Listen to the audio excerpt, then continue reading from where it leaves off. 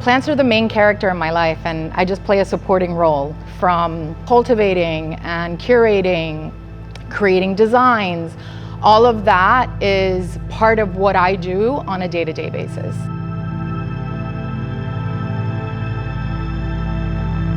It's an art, right? It starts by selecting the materials. You have an idea in your head of what this biophilic design piece is gonna look like. And of course, there's a bit of expectation from the person that you're creating it for, but at the end, once you start with that design, the end piece sometimes is very different than what you started with, but ultimately the goal is just to create a piece that helps that, connection, that helps further that connection with nature, because as a society, we've become so disconnected.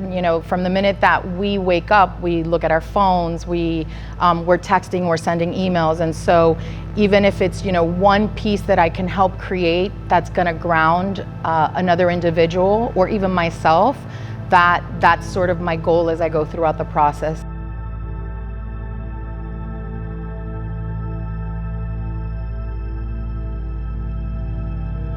My journey with plants started really when I was a child. I was born in a small town in a tropical island in Cuba, and I was actually born in a town named after a plant.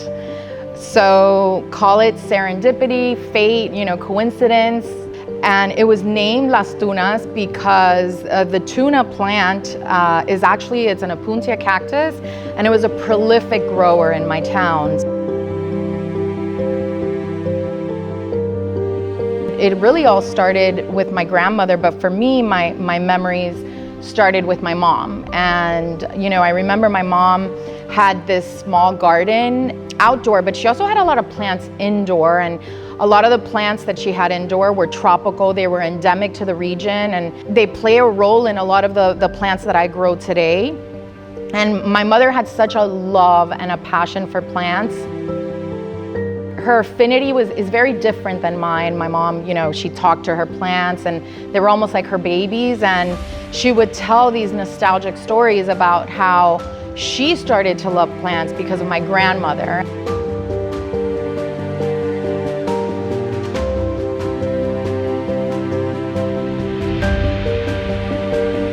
To be honest, I didn't make that connection until years later. It wasn't like this was top of mind for me, as I was going through life. Obviously, I'm an immigrant. I came to the United States when I was a young child, and we're sort of ingrained to go to college and, study business, and you become very disconnected from what's your heritage. And it wasn't until years later that I entered the horticultural industry that, as I was in the fields and I was walking the fields and I was in production, that I started to have these memories and realize that this was, such a journey to, and I get emotional, but such a, just journey to connect me back with my family.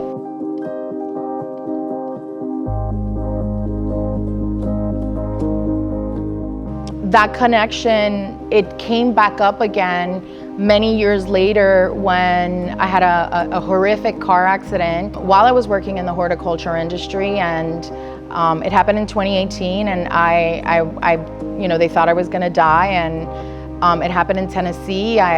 They flew my mother in a private plane because they thought that I was pretty much close to death.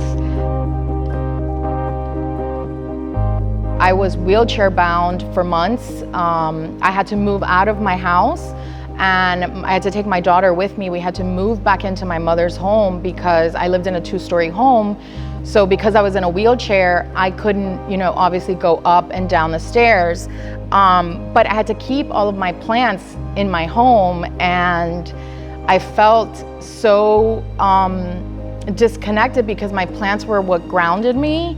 So my mom would go to my house every week, while I was in her house in pain. I was, just in so much agony, and she would water my plants. She would take care of all my plants, and then she would come back and, she would sort of tell me, like, this plant, you have new growth, and this plant, is doing really well, and she would tell me, you know, well, this plant died, unfortunately, and she would just give me these stories, and she would show me pictures. And so for me, it was a bonding experience with my mom, but also with nature, because when I was finally able to move back in to my home, a lot of the plants didn't survive because my home was, you know, it was kept closed. Only a few windows were kept open, but the ones that were still there, it was almost like they went on this journey with me. And, you know, it showed the resilience of plants and the resilience of nature, that they can sort of go through this hardship that I went through. Plants evolve as they grow, as humans do, and so that peacefulness and that sort of connection is what I want to give to other people, but it's also what I want to pass on to my daughter. My daughter is neurodivergent, and you know, with many children that are neurodivergent and on the spectrum, they feel a disconnection, not only with you know, so many things around them, but with humans. It's very hard for them to connect with other people.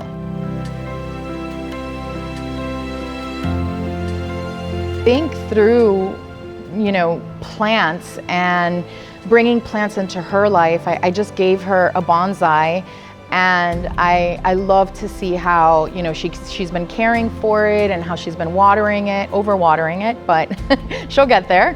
How she's slowly building that connection that I hope will help her then, you know, build that connection with her friends and with her classmates. And I hope that one day she'll be able to carry on this legacy and create something even bigger. I mean, I do feel that there's an artistry to biophilic design, and biophilia is literally, you know, it's the connection, it's the love of life, right? And it's just bringing nature in.